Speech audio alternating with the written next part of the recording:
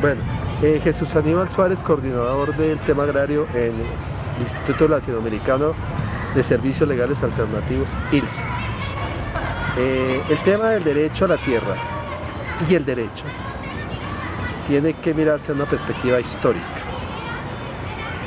Comencemos por decir que los derechos sociales, los derechos de los pueblos, son siempre logrados a través de las luchas.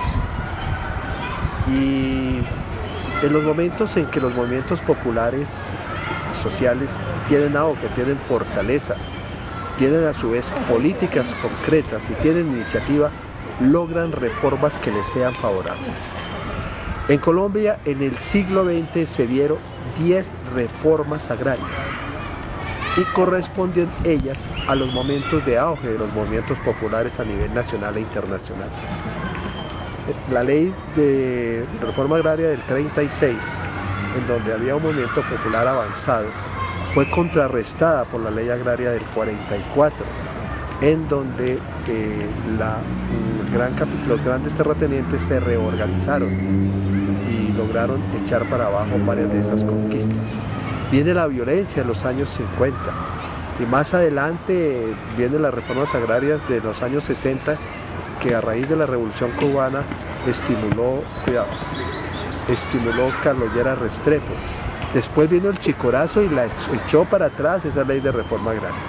Eso es lo que yo quiero estar mostrando, que cómo la ley refleja, el derecho refleja un momento de la lucha política.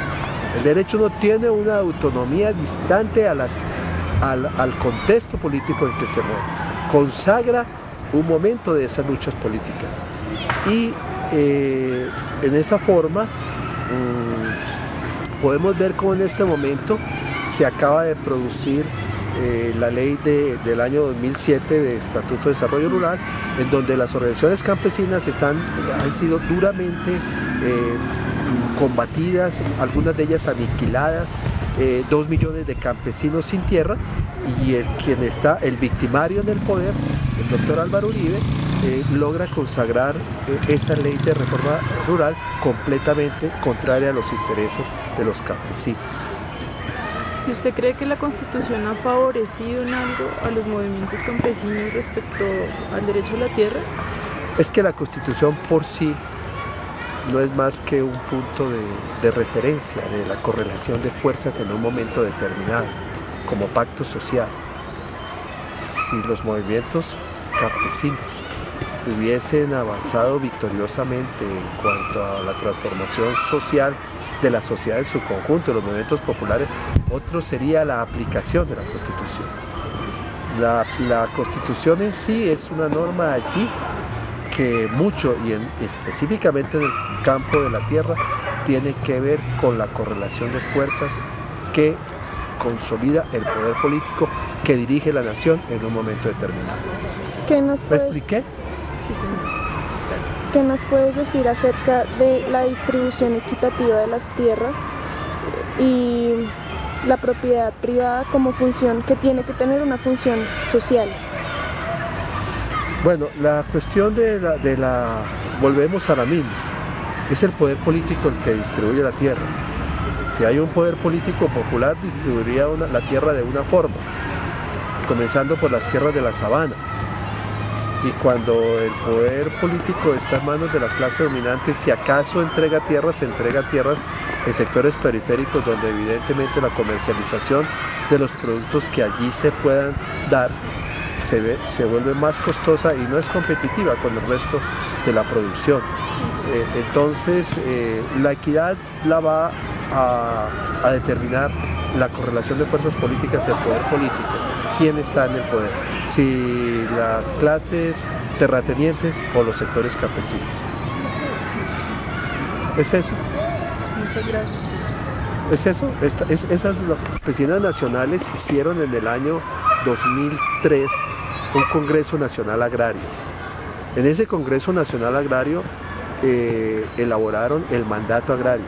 El mandato agrario constituye los 14 puntos esenciales que consideran las organizaciones campesinas deben ser tenidos en cuenta para la transformación de la crisis y solución de la crisis del campo. O sea que tienen un diseño de política pública, pero no tienen la fuerza política para imponerlo nuevamente. Las organizaciones campesinas están debilitadas e incluso simultáneamente con el proyecto de ley que presentó el gobierno nacional, presentaron un proyecto de ley que ni siquiera fue, y que seguramente ustedes al conversar con Héctor Mondragón lo conocieron, que ni siquiera fue tenido en cuenta en los debates en el Congreso. Entonces, si bien tienen los planteamientos políticos actualizados, los planteamientos técnicos sobre qué se debe hacer para solucionar la crisis del campo, no tienen la fuerza política necesaria para impulsar una transformación general. Existen actividades regionales, por ejemplo aquí en Bogotá se están haciendo los mercados campesinos, que buscan mejorar las condiciones de vida de los campesinos a través de una mejor comercialización y en aplicación del mandato agrario.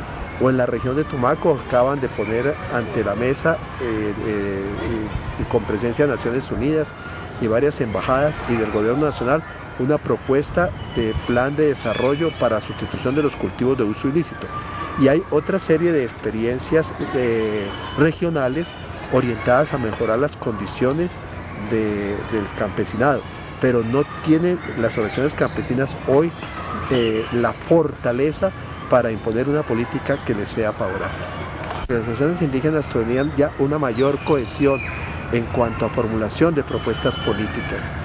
No la tuvieron ni las organizaciones afrocolombianas ni las organizaciones campesinas para lograr imponer o proponer políticas más avanzadas en esa Constitución. La Constitución expresa en un momento en que se planteó el debate agrario en esa constituyente, pero que son insuficientes para dar garantía a la solución de la crisis del campo. La evidencia es que la confrontación armada colombiana sigue y el principal tema de la confrontación armada colombiana es el tema del campo.